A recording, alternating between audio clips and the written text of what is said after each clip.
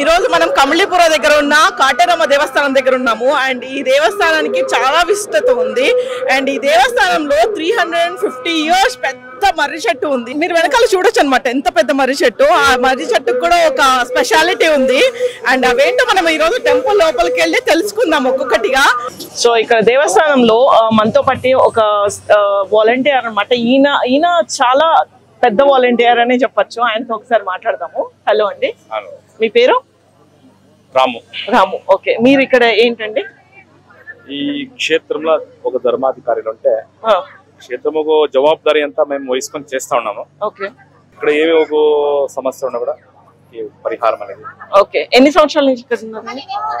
మనకి ఒక 20 years నుంచి ఇక్కడ అమ్మ సేవ చేస్తా ఉన్నాము. మన ఇదే ఊరే. ఓకే, మా పూర్వీకులు మా ముత్తాతలు వేసినట్ల ఒక మర్రి చెట్లు ఇవి. ఓకే, మా పూర్వీకుల కాలం ఇంకొన సైతం ఈ మర్రి చెట్లకి పూజ పురస్కారం చేసుకొని వస్తా ఉంటాయి. ఓకే, ఇక్కడ ప్రతి శుక్రవారం, మంగళవారం, ఆదివారం టైము ఇక్కడ అమ్మకి ఒక పూజలు చేసుకొని మేము మా పద్ధతి ప్రకారం చేసుకొని పోతా ఉంటుంది. ఓకే, ఒక 20 ఏళ్ళ వెనుక ఇక్కడ గుడి ఏమి లేదు.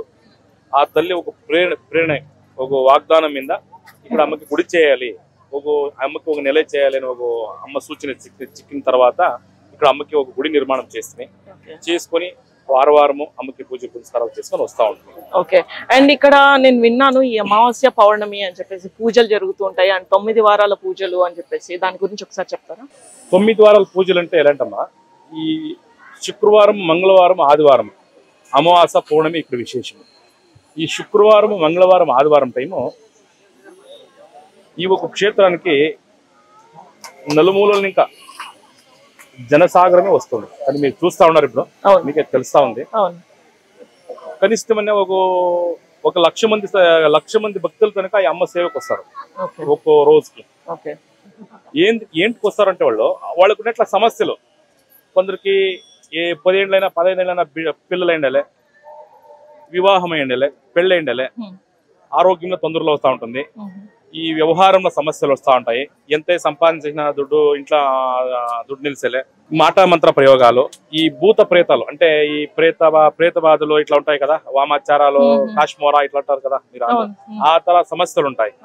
ఇవంతా ఏ దాంట్లో పరిహారం చిక్కేలే. ఇక్కడ వచ్చి ఆ అమ్మకి ఒక్కొక్క సమస్యకి ఒక్కొక్క మంత్రం ఇస్తాం. ఒక్కొక్క మంత్రానికి ఇన్ని ప్రదక్షిణాలు అంటే ఇస్తాం. ఇన్ని ప్రదక్షిణాలు అంటే ఇచ్చి ఆ ఒక మర్రి చెట్లకి అన్ని ప్రదక్షిణలు ఈ దేవస్థానంలో ఇచ్చేట్ల ఒక పూర్ణ ఫలము ఏమి అక్కడ ఒకటి ఎర్రబట్ల టెంకాయ ఇచ్చి ఇస్తాం కదా, అది పూర్ణ ఫలం అంటాం. ఇట్లా అది అమ్మ ఒక ఆశీర్వాదం కింద ఆశీర్వాదం చేపించి ఒక మహాయాగాలు చేసినట్టు తీర్థం దానికి ప్రోక్షం చేసి ఆ ఒక పూర్ణ ఫలం ఇచ్చేట్లది. ఆ పూర్ణ ఫలాన్ని చేత పట్టుకొని మేము ఇచ్చినట్ల మంత్రము, మేము ఇచ్చినట్ల ప్రదక్షిణాలు ఎవరు భక్తిని ఇంకా ఆ మర్రి చెట్టుకి ప్రదక్షిణ చేసి ఆ పూర్ణ ఫలంని ఆ ఒక మర్రి చెట్టుకి సమర్పిస్తారో వాళ్ళకు ఉండేట్ల సమస్యలు, అది ఏదే సమస్య ఉండలే, ఆ సమస్యలకి ఒక వారంకి రిజల్ట్ చిక్కొచ్చును.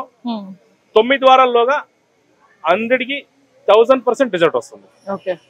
నమ్మికని ఇంకా ఎవరు చేస్తారో వాళ్ళకి ఫలం చిక్కేది అనేది శతసిద్ధమిడ. ఎవరు ఎంత నమ్మికని చేస్తారో అంత ఫలం వాళ్ళకి చిక్కుతుంది. ఆ తర్వాత ప్రతి అమావాస రోజు మహాప్రత్యంగిరి యాగం నడుస్తుంది. ప్రత్యంగిరి యాగం అంటే ప్రత్యంగిరి దేవి అంటేనే 100 మందిలో 80 మందికి తెలియదు ప్రత్యంగిరి దేవి అంటే.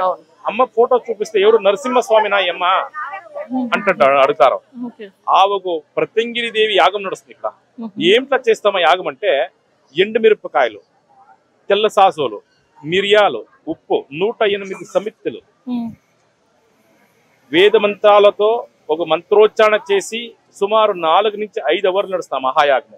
ఈ యాగముకి ఎవరు భాగవహిస్తారో వాళ్ళకు ఉండేట్లా అది ఏదే సమస్య ఉండొచ్చును. ఇప్పుడు మీకు హాస్పిటల్కి పోయినా కూడా పరిహారం చిక్కేలే. నరదృష్టికి హాస్పిటల్ పరిహారం లేదు, మాటా మంత్రానికి లేదు, శత్రువుల బాధ ఇప్పుడు మన దగ్గరే ఉంటారు, మన జొత్తనే ఉంటారు, మన అన్నం తింటారు, మనకి ఏది కావాలో చేస్తా ఉంటారు పక్కల కూర్చొని వాళ్ళు. ఇలాంటి ఏదే దోషం ఉన్నా కూడా ఆ మహాయాగంలో పరిహారం చిక్కింది. ఈ యాగానికి 5 అమావాస్యలు వచ్చి భాగవహిస్తారు. ఇక్కడ హోమ అయిన తర్వాత అమ్మది మళ్ళా వాగ్దానం ఉంటుంది. పౌర్ణమి నాడు మధ్యాహ్నం 11 గంటలకు ఉంటుంది. ఈ వాగ్దానం అయిన తర్వాత ఇక మొర ఉత్సవాన్ని చేస్తాము. ఏం మొర ఉత్సవం అంటే ఇప్పుడు వాళ్ళకి చర్మ రోగాలు, ఆరోగ్యంలో తొందరలు, ఈ పెళ్లి కాకుండా దోషాలు ఉంటాయి, బిడ్డలు కాకుండా దోషాలు ఉంటాయి, వీటిలో ఒక్కొక్క సమస్యగా తర ఉంటాయి. ఇవన్నీ ఆ మొరే వస్తువులో కూర్చోబెట్టి మొరె నీళ్ళు అంటాం మేము. ఏం మొరె నీళ్ళు అంటే అమ్మకి అలంకరించిన పసుపు, గంధము, కొన్ని లేపనాలు ఉన్నట్లున్నవి, సుగంధ ద్రవ్యాలు, ఆ తర్వాత కాశీనికి తెచ్చినట్ల గంగా తీర్థం వేసి వాళ్ళకి ఆ ఒక స్నానం చేపించి అమ్మని వాళ్ళ మీద ఎత్తి చేపిస్తాం. అప్పుడు వాళ్ళకు ఉన్నట్ల నెగిటివ్ థాట్స్ ఏమన్నా కూడా దూరం అయిపోతుంది. అది విశేషమిడ. అండ్ నేను లోపల కూడా చూసాను అమ్మవారి విగ్రహం దగ్గర తాళం చెవు అది ఉంది కదండి. దాని గురించి తాళం చెవులు ఏంటంటే ఎవరో మనకి కానట్లో మనకి సమస్యలు చేస్తూ ఉంటారో, గలాట్లకు వస్తూ ఉంటారో, మనకి ఏమైనా ఆరోగ్యం సమస్య కాడిస్తూ ఉంటుంది. అది ఈతకొచ్చి అమ్మ దగ్గర మాకు ఇత కరుమ ఇత నిర్మూలమాయా ఇత కలిసే కరుమ అని చెప్పేసి లాకేసేట్లేదు. ఆ తర్వాత మా అమ్మ ముందరే నిమ్మకాయ దృష్టి ఇస్తాము. వాళ్ళకు ఉండేట్ల దృష్టి దోషాలు దూరం చేయడానికి నిమ్మ పండ్ల దృష్టి ఇస్తాము. అమ్మ వెనుక తడేంటి కొడతాము. ఏంటికప్ప తడే కొట్టేదంటే ఇప్పుడు 3 దాళ్ళ పూజలు చేయింటారో తెలుసో తెలియక దాటేస్తారు. ఆడుండేట్ల నెగిటివ్ కీళ్ళకి ఎక్కిస్తుంది, చేతుల కాళ్ళ నొప్పులు, ఆ నిద్ర వచ్చేలే, చెడ్డ కళ్ళలో ఇలాంటి సమస్యలకి ఆ తడే కొడతాం. ఆ తడే కొట్టేదానికి విత్ ఇన్ సెకండ్ వాళ్ళకి అడే రిజల్ట్స్ ఇచ్చిపోతాడు. మళ్ళా నెక్స్ట్ వాళ్ళకి వేరే ఆ తర సమస్యలు రావు. సో ఇక్కడ జనాలు ఎవరైనా అవతల ఊరు నుంచి కానీ ఎక్కడి నుంచి అయినా రావాల్సినప్పుడు వచ్చేటప్పుడు ఎలా కాంటాక్ట్ అవ్వాలి ఇక్కడికి రావాలంటే? మాకి క్షేత్రం ఫోన్ నంబర్ వచ్చేసి 6360562826. ఆ నంబర్ కాల్ చేస్తే మీకు అడ్రస్ చెప్తారు. మీరు డైరెక్ట్ బెంగళూరు మెజెస్టిక్ వచ్చి మెజెస్టిక్ ఇంకా వస్కోట, కోలార్ రోడ్ వస్కోట, కోలార్ బస్ కానీ, చింతామణి బస్ కానీ, డైరెక్ట్ తిరుపతి బస్ కానీ, డైరెక్ట్ వస్కోటకే బస్ వస్తుంది. వస్కోటకు వచ్చేస్తే అక్కడి నుంచి 5 నిమిషాలకు ఒక ఆటో ఉంటుంది టెంపుల్ దగ్గరికి. నైట్ 12 గంటలకు కానీ ఆటోలు చెప్తాయి. ఇక్కడ టెంపుల్ దగ్గరికి తోడుకొని వచ్చేస్తారు. కంబళీపురం కాటేరమ్మ టెంపుల్ అంటే తోడుకొని వచ్చేస్తారు.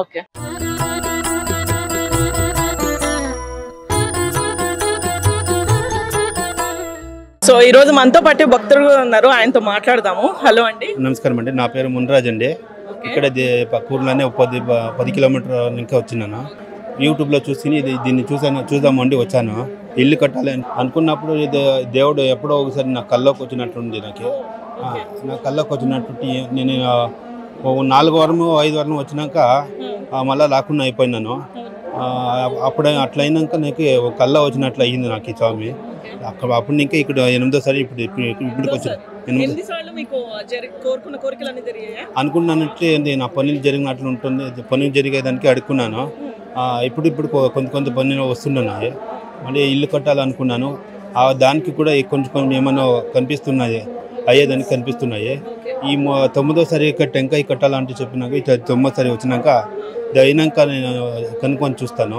మళ్ళీ అలాగే ఏమన్నా అనుకున్నది అయిందంటే ఇక్కడ వచ్చి నేను దేవునికి ఏమనుకున్నానో అది వెళ్ళాలనుకుంటే చెప్పుకుంటాను. ఆ పాపకి బాగుండాలని చెప్పినాను. నా పాపకి 2వ బాబు నాకు పుట్టిన 3 బాబులు అయింది.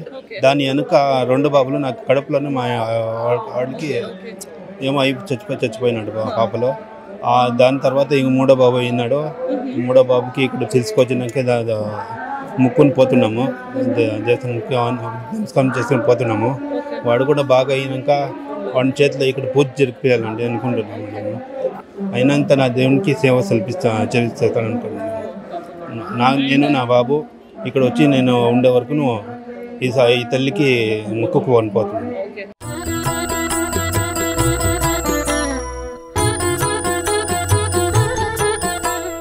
మీ పేరు?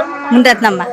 మీరు ఇక్కడ ఎన్ని సంవత్సరాల నుంచి వస్తున్నారు? 2 వారాల నుంచి వచ్చినాను. 2 వారాల నుంచి వస్తున్నాను. మీకు ఇంతకు ముందు కూడా కట్టారా ఇట్లా ముడుపు? తెలీదు, కట్టలేదు. మన ఫస్ట్ కట్టిండేది. ఇది 2వ సారి. జరిగింది, పర్వాలేదు.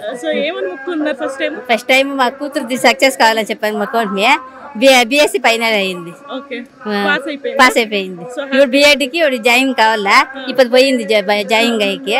మాకు మంచిదండి దానికి వస్తా అన్నాము. 5 అమావాసాలకి 4 పూర్ణములకి రావాలని చెప్పేసి మొక్కుకున్నాము. 9 వారాలు వచ్చి మొక్కుకున్నాము. వచ్చి ప్రదర్శన చేసుకొని పూజ చేసుకొని పోయాలి. సో చూసారు కదండి ఎంత అద్భుతమైన కాటేరమ్మ విగ్రహం. అండ్ సలార్ మూవీలో కూడా మనం చూసే ఉంటాం కదా, సలార్ మూవీలో కూడా కాటేరమ్మ విగ్రహాన్ని అక్కడ ఎంత అద్భుతంగా ఉన్నారు, ఇక్కడ కూడా ప్రత్యక్షంగా చూస్తే చాలా అంతే అద్భుతంగా ఉన్నారు.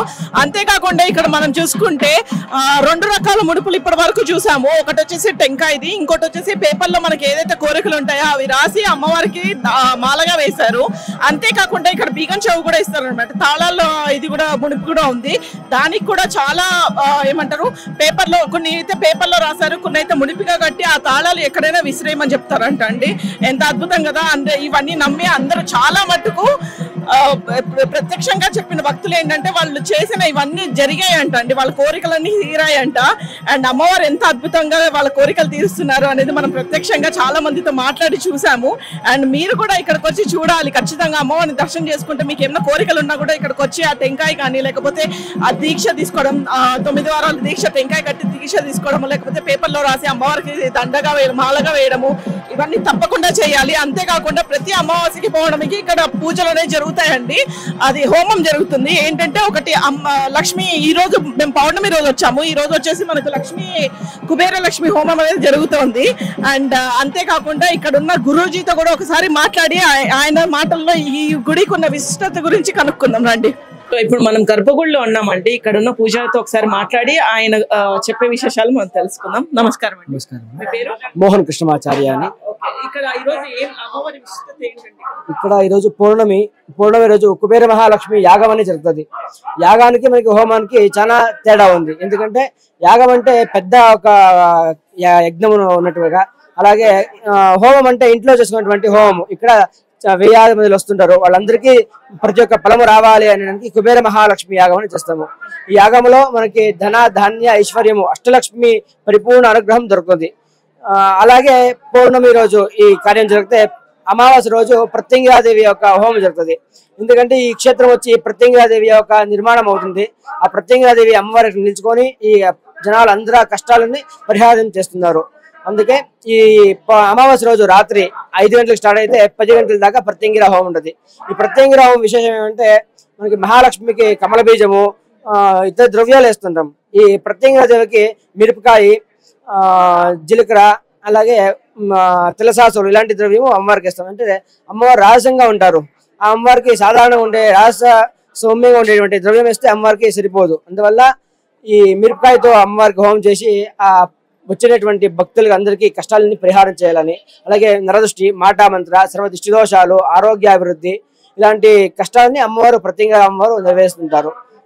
అమావాస్య రోజు మన కష్టాలు పరిహారం అయితే పౌర్ణమి రోజు ధన, ధాన్య, ఐశ్వర్యము రావడానికి కోసం కుబేర మహాలక్ష్మి యాగం. ఈ 2 యాగానికి మేము భాగవహించి ఇక్కడ జోడి ఆలద మరం అంటాము. ఈ మానకి మేము 9 పూర్ణ ఫలం ఇస్తాయి. ఇక్కడ గుడిలో కాయ ఇస్తారు, టెంకాయ.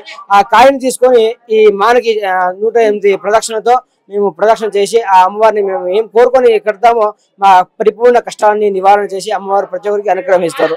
ఈ క్షేత్రం విశేషం ఇది. ఓకే, నేను విన్నాను ఒక్కొక్కళ్ళకి సమస్యలను బట్టి ప్రదక్షిణలు ఉంటాయి. ఆరోగ్య సమస్య ఉంటుంది. ఆరోగ్యానికి వచ్చి ధన్వంతరి దేవుడు, ఆ దేవుడి యొక్క మంత్రం ఇస్తాం. ఓం ధన్వంతరయే నమః అనేటువంటి మంత్రం. అలాగే ఒక్కొక్క కష్టానికి ఒక్కొక్క రీతి మంత్రం ఉంది. నరసింహస్వామి మంత్రము, అలాగే మహాకాళి, మహాలక్ష్మి, డబ్బుల కోసం అంటే మహాలక్ష్మి. కొన్ని సమస్యలు బట్టి మేము మంత్రాలు ఇస్తుంటాం. ఇక్కడ ఆ మంత్రం ప్రదక్షిణ చేసి ఆ మాన కడితే ఉండేటువంటి కష్టం పరిపూర్ణంగా నివారణ అవుతుంది. ఓకే, అండ్ ఇప్పుడు గర్భగుడిలో ఉన్న అమ్మవారి కూడా చెప్పరా? ఈ అమ్మవారు వచ్చి కాటేరమ్మ, మూలదేవి వచ్చి కాటేరమ్మ అని. ఇక్కడ ప్రతి అమావాస్య రోజు, పౌర్ణమి రోజు ఒక్కొక్క అలంకారం ఉంటుంది. నవదుర్గీల అలంకారము, మన విశేషంగా వైకుంఠ ఏకాదశి రోజు వెంకటేశ్వర, లక్ష్మీ వెంకటేశ్వర అలంకారము, ఒక్కొక్క అలంకారం చేస్తుంటాము. భక్తులకి అందరికీ దర్శనం ఇవ్వాలి అని. ఈ రోజు ఉన్న అలంకారం ఏంటండి? ఈ రోజు ఉమామహేశ్వర అలంకారం. పైన అమ్మవారు ఉన్నారు, కింద శివుడు ఉన్నాడు. ఉమామహేశ్వర అలంకారం. అమావాస్య రోజు మళ్ళీ పౌర్ణమి రోజు, అమావాస్య రోజు రాత్రి 10 గంటల తర్వాత అమ్మవారు ఉత్సవం తీస్తారు. మరే ఉత్సవం చేస్తాం. అమ్మవారు ముందు నిలుచుకుంటారు. అమ్మవారిని ప్రశ్న అడగవచ్చు. మనకి ఏం సమస్య ఉంది, ఈ సమస్య నివారణ అవుతుందా లేదా అనేటువంటి ప్రశ్న అయితే అమ్మవారు సమాధానం ఇస్తారు. అలాంటి ఒక శాస్త్రం ఇప్పుడు జరుగుతుంది. పౌర్ణమి రోజు 12 గంటల తర్వాత అమ్మవారు బయటకు వస్తారు ఉత్సవం తీసుకొని. రాత్రి మధ్యాహ్నం పౌర్ణమి రోజు మధ్యాహ్నం ఉంటది, అమావాస్య రోజు రాత్రి ఉంటది. ఇప్పుడు అమ్మవారు పౌర్ణమి రోజు హోమం అంతా అయింది, బయటకు వస్తున్నారు, ఉత్సవం కోసం బయటకు వస్తున్నారు. అప్పుడు మనకు ఉండే కష్టాలన్నీ అమ్మవారిని అడిగితే అమ్మవారు సమాధానం ఇస్తారు. విశేషం అలాంటి ఒక ఆరాధన జరిగింది, అందరూ వచ్చేవచ్చు. ఇలాంటి ఇక్కడ ఇంకొకటంటే మరే ఉత్సవం అని చేస్తారు. అంటే అమ్మవారికి అభిషేకం చేసినటువంటి ఒక ద్రవ్యం పసుపు కుంకుమ చేసుకుని ప్రతి ఒక్కరికి అక్కడ అమ్మవారు ఒక సేవ కోసం వాళ్ళ అమ్మవారు గురించి వాళ్ళ పైన జలం పోస్తాం. అంటే మనకు ఉండే దరిద్రము అన్ని కష్టాలు నివారణ అయ్యాలని మరే ఉత్సవం చేస్తారు. ఆ ఉత్సవంలో అందరూ భాగవహిస్తే చేసినటువంటి పాప కర్మాలన్నీ కూడా తొలగిస్తారు అమ్మవారు. అందువల్ల మరే ఉత్సవం భాగవహించి పాపాలు అండ్ ఈ తాళాలు ఇవి కూడా పెట్టారు కదండి, వాటి గురించి కూడా ఒకసారి చెప్తారు. వాళ్ళకు ఉండే కష్టాలు త్వరగా నివారణ కావాలి అని వాళ్ళు ఒక ఫ్రీగా వేసి చేస్తారు. ఓకే, అంటే ఒక్కొక్క దానికి ఒక్కొక్క డిఫరెంట్ ఇది ఉంటుంది కదండి. మరి రాసి రాస్తారు, ఎందుకంటే మన కష్టం అంతా చెప్పడానికి అవ్వదు, రాసి అమ్మవారి దగ్గర అర్పణ చేస్తారు. ఓకే, అలాంటి ఒక శాస్త్రం. Okay, thank you.